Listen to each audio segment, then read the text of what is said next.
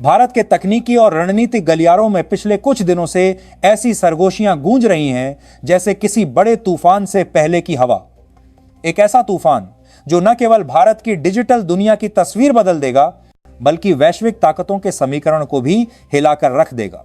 दशकों से हमारी डिजिटल जिंदगी एक अदृश्य चेन से बंधी हुई थी। सुबह उठते ही हम गूगल पर सर्च करते थे, अपनी तस्वीरें और यादें फेसबुक और इंस्टाग्राम पर डालते थे, दोस्तों और परिवार से जुड़ने के लिए व्हाट्सएप का सहारा लेते थे और दुनिया की खबरें ट्विटर से पाते थे। लेकिन इन सभी प्लेटफॉर्म्स की असली कमान कहां थी? हजारों किलोमीटर दूर अमेरिका के हाईटेक सर्वर रूम्स में। वहां हमारी हर क्लिक, हर मैसेज, हर पसंद नापसंद, हर पल के डेटा को स्टोर किया जाता था, विश्लेषण किया जाता था और कई बार उसका इस्तेमाल हमारी जानकारी के बिना हमारे खिलाफ भी होता था। यह सिलिकॉन वैली का वो साम्राज्य था जिसकी अदृश्य बेड़ियां हर इंटरनेट यूजर के हाथ पांव में बंधी थीं। लेकिन अब भारत ने फैसला कर लिया है कि इन बेड़ियों को तोड़ना ही होगा और यह फैसला इतना बड़ा है कि इसे एक तकनीकी कदम कह देना इसके महत्व को कम आंकना होगा। यह एक डिजिटल युद्ध का शुरुआती वार है जो आने वाले सालों में पूरी दुनिया की पावर मैप को बदल सकता है। सूत्रों से जो जानकारी लीक हुई है वो साफ बताती है कि भारत अब सिर्फ विकल्प नहीं बना रहा बल्कि एक पूरी तरह स्वदेशी आत्मनिर्भर डिजिटल इकोसिस्टम की नींव रख रहा है। इसमें सर्च इंजन से लेकर सोशल मीडिया, मैसेजिंग ऐप से लेकर क्लाउड स्टोरेज तक हर चीज भारतीय नियंत्रण में होगी।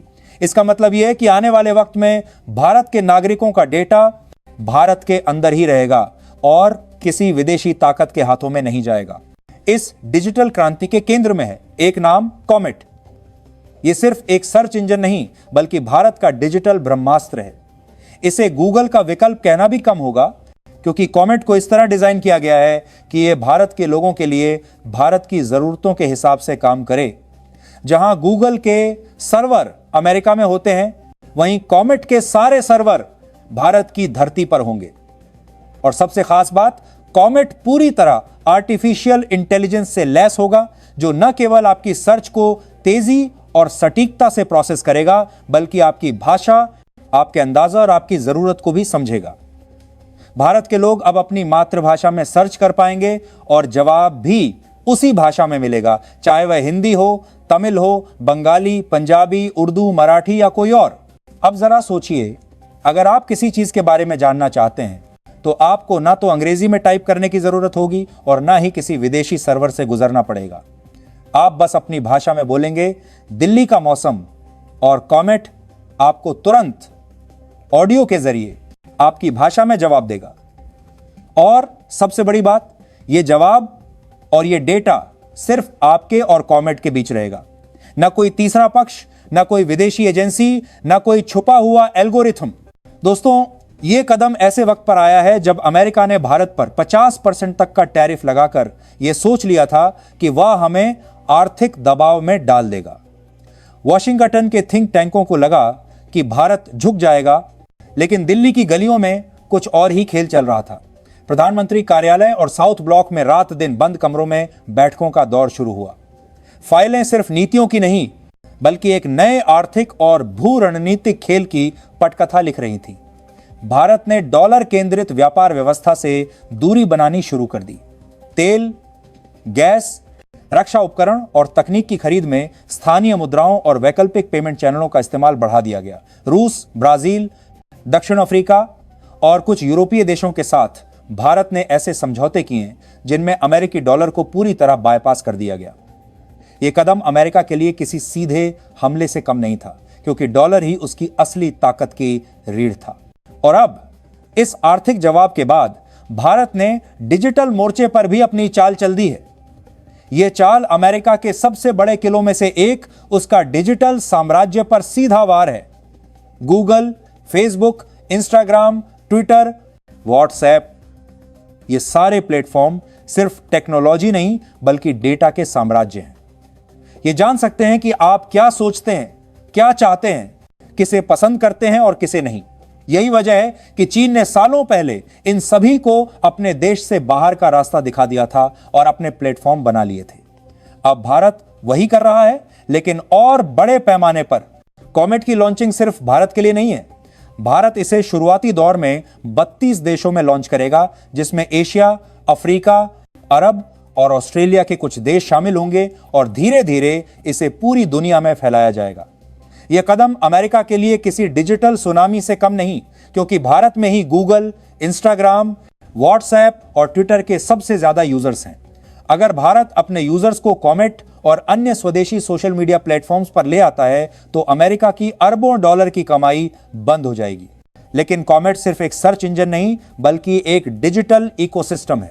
इसमें social media, messaging, email, cloud storage और यहां तक कि ई कॉमर्स के लिए भी विकल्प होंगे। यानी जो काम अभी अलग अलग अमेरिकी कंपनियां करती हैं, वह सब कुछ एक भारतीय इकोसिस्टम के अंदर होगा, पूरी तरह सुरक्षित, पूरी तरह भारतीय कानूनों के तहत और सबसे बड़ी बात, पूरी तरह हमारे नियंत्रण में।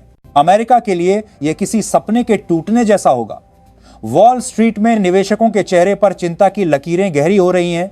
अमेरिकी मीडिया में भारत की डिजिटल रणनीति को लेकर बहस तेज हो गई है और अंतर्राष्ट्रीय थिंक टैंक ये मानने लगे हैं कि भारत अब डिजिटल पावर के नए केंद्र के रूप में उभर रहा है। दोस्तों सोचिए, अगर भारत के 80 करोड़ इंटरनेट यूजर्स एक दिन में अपने सभी सर्च, मैसेज और सोशल मीडिया इंटरैक्शन को विदेशी प्लेटफॉर्म्स से हटाकर स्वदेशी प्लेटफॉर्म्स पर कर दें तो अमेरिका को अरबों डॉलर का नुकसान होगा। और यह सिर्फ पैसों का खेल नहीं है, यह नियंत्रण का खेल है। जो डेटा कंट्रोल करता है वही भविष्य कंट्रोल करता है। कॉमेट का एआई इतना एडवांस होगा कि यह न केवल आपकी सर्च को समझेगा, बल्कि आपके इंटरेस्ट के आधार पर आपके लिए नई चीजें भी सुझाएगा, और यह सब बिना आपकी प्राइवेसी से समझौता किए। इसके अलावा कॉमेट में इंटीग्रेशन की क्षमता होगी, यानी अगर आप किसी ऐप से जुड़ी चीज सर्च कर रहे हैं तो यह आपको सीधे उसी ऐप के प्लेटफॉर्म पर पहुंचा देगा। यह पूरी प्रक्रिया इतनी सहज होगी कि आपको एहसास भी नहीं होगा कि आप गूगल से हटकर कुछ और इस्तेमाल कर रहे हैं। भारत का यह कदम न केवल तकनीकी स्वतंत्रता की दिशा में है, बल्कि एक स्पष्ट कूटनीतिक संदेश भी है। भारत अब सिर्फ उपभोक्ता नहीं, निर्माता बनेगा, और यह संदेश अमेरिका के लिए जितना अप्रत्याशित है उतना ही असहज भी। अब सवाल यह है कि क्या अमेरिका इस बदलाव को शांतिपूर्वक देखेगा या वह दबाव बनाएगा, व्यापार में बाधाएं डालेगा, तकनीकी प्रतिबंध लगाएगा? क्या हम एक नए डिजिटल शीत युद्ध की ओर बढ़ रहे हैं, जहां इंटरनेट दो हिस्सों में बंट जाएगा, एक अमेरिकी ब्लॉक और एक भारतीय एशियाई ब्लॉक? एक बात तो तय है, कॉमेट का लॉन्च सिर्फ भारत के लिए नहीं, बल्कि पूरी दुनिया के लिए एक संकेत है कि डिजिटल दुनिया अब एक ध्रुवीय नहीं रहेगी। नए खिलाड़ी मैदान में आ चुके हैं और खेल के नियम बदलने वाले हैं। भारत की यह चाल आने वाले समय में उसकी अर्थव्यवस्था, उसकी सुरक्षा और उसकी वैश्विक प्रतिष्ठा को नई ऊंचाइयों पर ले जा सकती है। दोस्तों, यह सिर्फ एक सर्च इंजन की कहानी नहीं है, यह उस राष्ट्र की कहानी है जिसने सदियों की गुलामी, आर्थिक शोषण और तकनीकी पराधीनता का स्वाद चखा, लेकिन अब उसने तय कर लिया है कि आने वाली पीढ़ियों के लिए एक ऐसी राह बनाई जाए जहां किसी विदेशी ताकत का साया भी न पड़े। अमेरिका ने दशकों तक डिजिटल दुनिया का साम्राज्य चलाया। हमारी सोच, हमारी पसंद, हमारी आदतें, यहां तक कि हमारी आवाज तक उनकी मुट्ठी में रही। लेकिन कॉमेट के रूप में भारत ने यह साफ कर दिया है कि अब हम केवल यूजर नहीं, बल्कि क्रिएटर, इनोवेटर और लीडर बनेंगे। यह बदलाव सिर्फ तकनीकी स्तर पर नहीं, बल्कि आर्थिक, कूटनीतिक और मानसिक स्तर पर भी होगा। कॉमेट की शुरुआत उस चिंगारी की तरह है जो धीरे धीरे पूरे डिजिटल आकाश को रोशन करेगी। जब भारत अपने social media, messaging apps, payment system और नेविगेशन तकनीक में पूरी तरह स्वदेशी होगा, तब हमारे डेटा की सुरक्षा, हमारी डिजिटल आजादी और हमारी वैश्विक पहचान सब हमारे हाथ में होगी। यह कदम न केवल अरबों डॉलर की विदेशी निर्भरता को खत्म करेगा, बल्कि हमारे युवाओं के लिए लाखों रोजगार और स्टार्टअप अवसर भी पैदा करेगा। आज जो लोग इसे सिर्फ एक सर्च इंजन का लॉन्च मान रहे हैं, वे इतिहास के इस मोड़ को नहीं समझ रहे। आने वाले वर्षों में कॉमेट और इससे जुड़े स्वदेशी डिजिटल प्रोजेक्ट्स दुनिया के पावर बैलेंस को बदल देंगे। भारत एक उपभोक्ता राष्ट्र से निर्माता राष्ट्र बनेगा और दुनिया को यह एहसास होगा कि डिजिटल साम्राज्य अब सिर्फ एक महाद्वीप के हाथ में नहीं रहेगा। ये सिर्फ भारत का डिजिटल स्वतंत्रता संग्राम नहीं, ये पूरी दुनिया के लिए एक संदेश है।